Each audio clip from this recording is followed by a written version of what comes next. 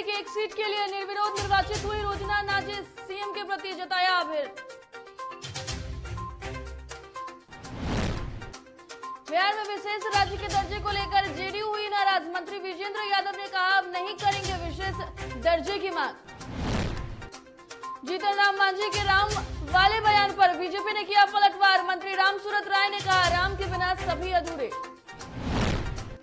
1.5 साल बाद खुला इंडो नेपाल बॉर्डर, लोगों की आवाजाही शुरू, लेकिन कोरोना प्रोटोकॉल का सख्ती से पालन।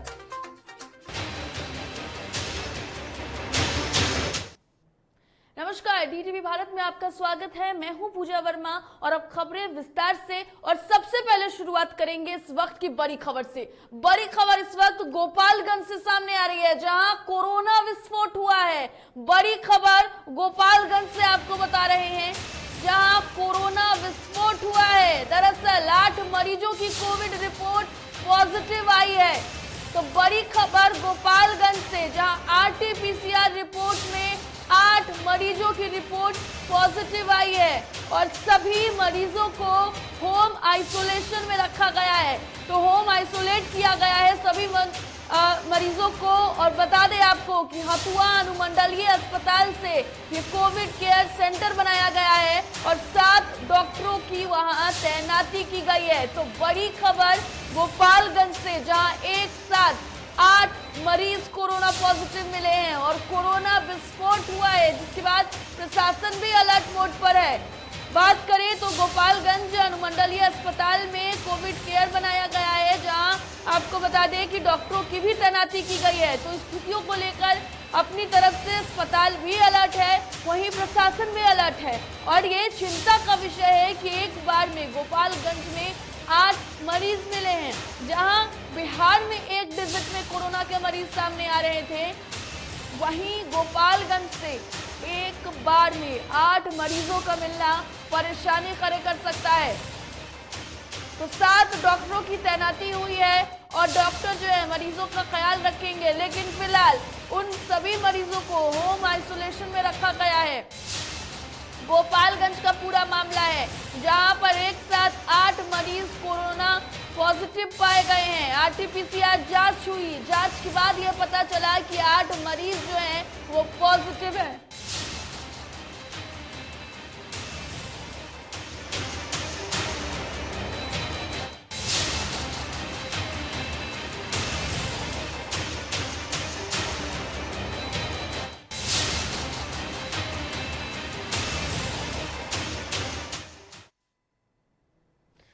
बिहार विधान परिषद सदस्य तनवीर अख्तर के निधन से खाली हुई पद पर जेडीयू उम्मीदवार रोजना नाजिस निर्विरोध निर्वाचित घोषित हुई हैं। निर्वाची पदाधिकारी ने विधानसभा में विजयी उम्मीदवार को प्रमाण पत्र दिया है और निर्विरोध जीत पर सत्ता पक्ष के नेताओं ने रोजना को बधाई भी दी है। इसके साथ ही रोजना ने सीएम के प्रति आभार जताया है। आपको बता दें कि उपचुनाव की अधिसूचना 15 सितंबर को निर्गत हुई थी और 22 सितंबर को नाम निर्देशन की अंतिम तिथि निर्धारित थी।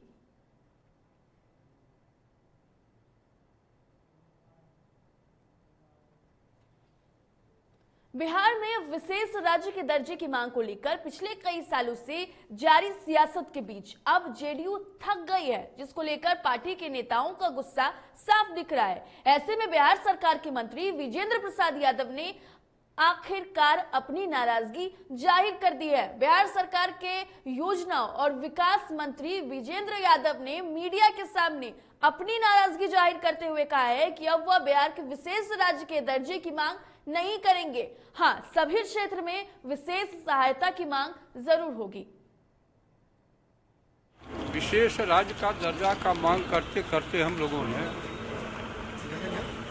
क्या कहते हैं कमेटी भी गठन हुआ, उसने भी रिपोर्ट दिया, लेकिन इसके बाद भी कोई नतीजा नहीं निकला। तब कितनी मांग की जाए? नहीं, विपक्ष कहता रहा है कि हम लोगों ने सर्वसम्मत से वो किया था। तो अब विपक्ष क्या कहता है? हम लोग जो एक सरकार में हैं, तो मांग की एक सीमा न होगी। 7-8 साल तक लगातार मांग कर भी थी। तब कितने दिन अनवरत यही किया जाए, अपना काम कर रहे हैं। तो विशेष मदद की बात कर रहे हैं। विशेष मदद किस तरह की? सभी क्षेत्रों में विशेष मदद।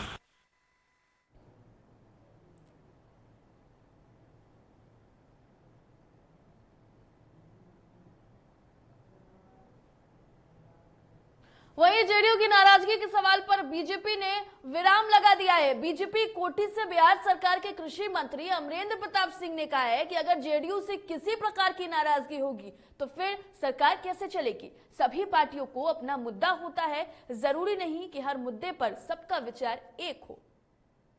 देखिए, अगर नाराज हैं तो हम मिलकर नीतीश बाबू के नेतृत्व में सरकार कैसे चलाते। हम नाराज नहीं हैं। देखिए, हर एक दल का अपनी कुछ नीतियां होती हैं, उनके अलग एजेंडा होते हैं और उन एजेंडों के हिसाब से वो अपनी बात रखते हैं। आखिर डेमोक्रेसी है। डेमोक्रेसी का मतलब क्या होता है कि कुछ अलग अलग नहीं होंगे, एक ही तरह होंगे क्या सब कोई। तो कुछ अलग विचार, अलग बात, अलग शब्द आपको सुनने को मिलेंगे, लेकिन नीतीश बाबू के नेतृत्व में एनडीए की सरकार बिहार में चल रही। और चलिए एक और बड़ी खबर का रुख कर लेते हैं। एक और बड़ी खबर सामने आ रही है, जहां बिहार में 29 सितंबर को दूसरे चरण का मतदान है। यानी कि कल बिहार में दूसरे चरण का मतदान होगा। 34 जिलों के 48 प्रखंडों में दूसरे फेज का मतदान होना है। तो बड़ी खबर इस वक्त की आपको बता रहे हैं, जहां 9,686 मतदान केंद्रों पर 29 सितंबर को वोटिंग होने हैं। वहीं अगर बात करें तो 76,279 उम्मीदवारों ने नामांकन पत्र दाखिल किया है। तो जिलों के प्रखंडों में आज सार्वजनिक अवकाश घोषित किया गया है। दरअसल कल मतदान होने हैं और सभी प्रखंडों में आज सार्वजनिक अवकाश घोषित कर दिया गया है। जो प्रचार प्रसार है वो एक दिन पहले ही थम गई थी और कल मतदान होने हैं। पंचायत चुनाव को लेकर के जिस तरीके से तैयारियां चल रही थी, अब वो चरण आ चुका है, अब वो समय आ चुका है जब पंचायत चुनाव जो है वो हो रही है। कोरोना काल है, स्थितियां है, सब कुछ लेकर प्रशासन चल रही है। तो बता दें आपको कि 76,279 उम्मीदवारों ने पर्चा दाखिल किया था और कल इसको लेकर मतदान होने हैं।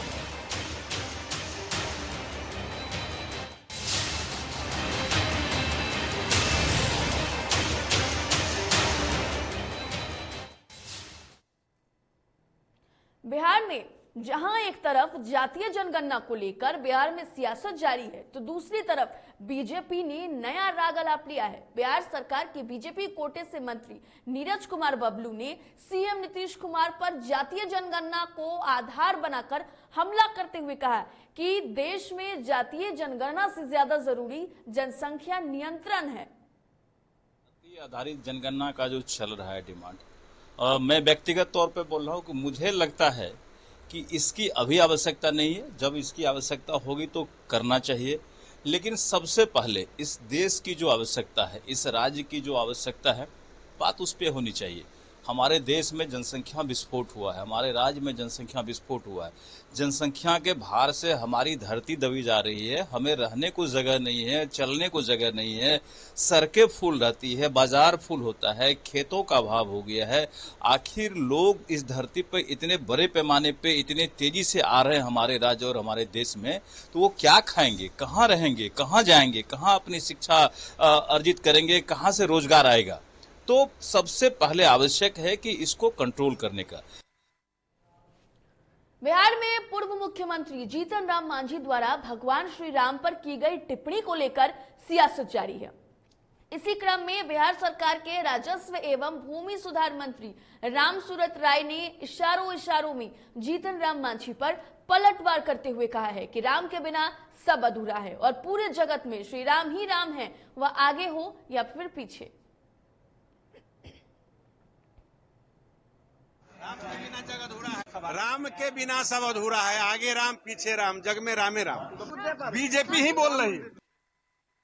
नेपाल सरकार की तरफ से आदेश जारी होने के 7वें दिन बाद बॉर्डर को खोल दिया गया है और आम लोगों की आवाजाही शुरू हो गई है। हालांकि नेपाल में जाने वाले लोगों को कोरोना प्रोटोकॉल का सख्ती से पालन करना होगा। सीतामढ़ी के सोनबरसा बॉर्डर पर भी लोगों का आवागमन बंद था, लेकिन अब इसकी शुरुआत हो गई है। कोरोना महामारी की वजह से करीब 1.5 साल से सील भारत नेपाल बॉर्डर को मंत्री परिषद की बैठक के बाद नेपाल ने खोल दिया है। तो बता दें आपको कि कोरोना की वजह से, बढ़ते आंकड़ों की वजह से जो नेपाल बॉर्डर है, यानी कि इंडो नेपाल बॉर्डर है, उसे बंद कर दिया गया था।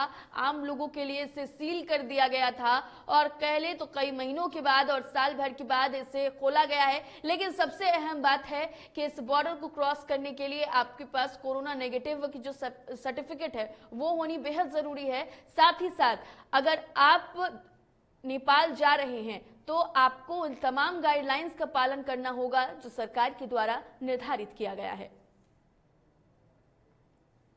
पटना सिटी के आलमगंज थाना की पुलिस ने मीना बाजार स्थित डोम खाने में छापेमारी कर 200 लीटर देशी शराब समेत 15 शराबी और शराब कारोबारी को गिरफ्तार किया। वहीं 2 युवक को भी गिरफ्तार किया गया है जो छिनतई की घटना को अंजाम देते थे। फिलहाल सभी से पूछताछ कर न्यायिक हिरासत में भेज दिया गया है।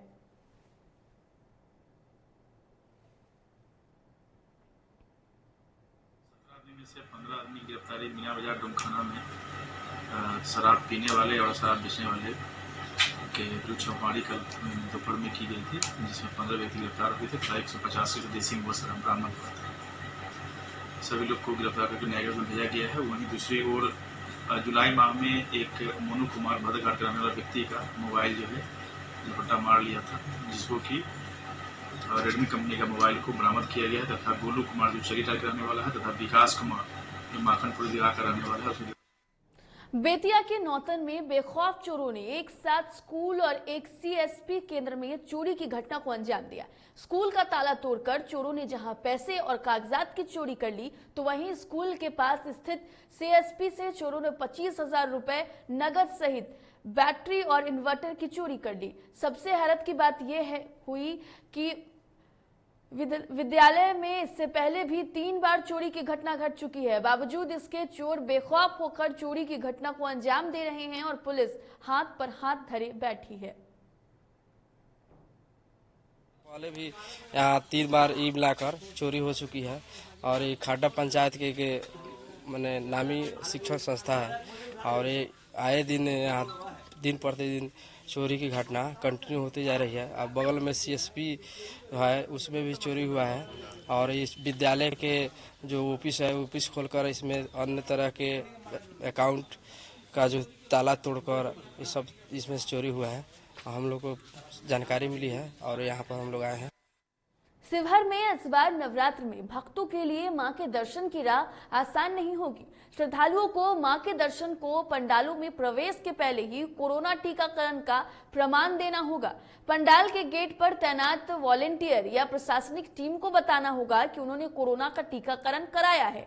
प्रमाण के रूप में टीकाकरण प्रमाण पत्र की हार्ड कॉपी दिखानी होगी या फिर मोबाइल में अपलोड प्रमाण पत्र दिखाने के बाद ही उन्हें प्रवेश की अनुमति दी जाएगी। कोरोना संक्रमण से बचाव के लिए जिले में यह प्रशासनिक व्यवस्था की गई है, जिसको लेकर जिलाधिकारी ने एक बैठक बुलाई जिसमें इस बाबत अधिक जानकारी दी गई। पूजा और चैलूम को लेके हम लोग को शांति समिति बैठक किया है। हम लोग का चैलूम का 2 जगह पे लाइसेंस मिला, मतलब मनाया जाएगा। दुर्गा पूजा का इस बार तो मना सकते हैं इस जिला में, लाइसेंस ज़रूर लेना ज़रूरी है। लाइसेंस बहुत सारी इस बार शर्त रहेगा। पंडाल जहाँ लगा मंदिर के बगल में ही रहने के लिए हम लोग अनुरोध करेंगे। कोई नया लाइसेंस नहीं दिया जाएगा, पुराना लाइसेंस जहाँ था वहीं पर दे दिया जाएगा। सबसे इम्पॉर्टेंट है कि वो मूर्ति का जो साइज़ है वो बड़ा नहीं होना होगा। हम लोग मीडियम साइज़ मूर्ति ही रहेगा, उसका हम लोग लाइसेंस में ये मेंशन रहेगा। इसके साथ साथ हम लोग का इसमें कहीं भी उसका जुलूस का प्रोसेशन का इस बार अनुमति नहीं दिया जाएगा। और इसके साथ साथ हम लोग का मेला का और सांस्कृतिक कार्यक्रम इस बार नहीं होगा। जहाँ पंडाल है वहाँ पे वो लोग पूजा पाठ कर सकते हैं 3 दिन का, और जहाँ विसर्जन करना है अगल बगल नज़दीक वाले पोखर है और उसका इसका जो नदी रहता है तालाब रहता है, वहीं पर जाके वो शॉर्टेस्ट रूट है जो संबंधित थाना प्रभारी और प्रबंधन समिति से डिस्कशन से वहाँ जाके वो जो विसर्जन कर।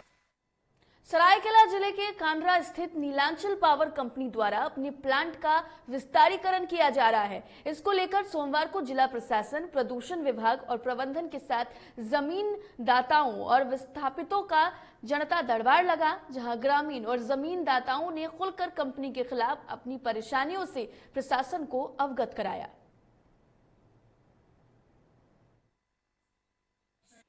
आज Neelanchal steel and power limited company जो है उनका एक एक्सपेंशन प्लान का प्रपोजल है, जिसके लिए प्रदूषण नियंत्रण बोर्ड की ओर से जन सुनवाई की कार्रवाई होती है। वह पूरे प्रक्रिया का एक अभिन्न अंग है और उसमें मेरी अध्यक्षता में ये जन सुनवाई करने का उपायुक्त महोदय के द्वारा आदेश हुआ था, जिसके अनुपालन में बिल्कुल शांतिपूर्ण और सौहार्दपूर्ण वातावरण में सभी ग्रामीणों के पार्टिसिपेशन से जन सुनवाई की कार्रवाई पूरी कर ली गई।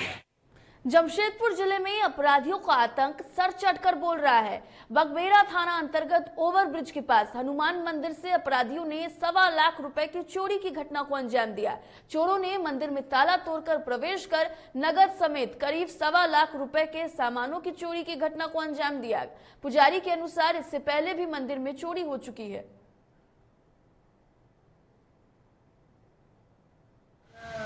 हम लोग तो सर यहाँ रहते नहीं है, कोई आकर के अपना ताला गाड़ी पर तोड़ करके सारा सामान, पैसा, चांदी का मुकुट था, ढोलक, झाल,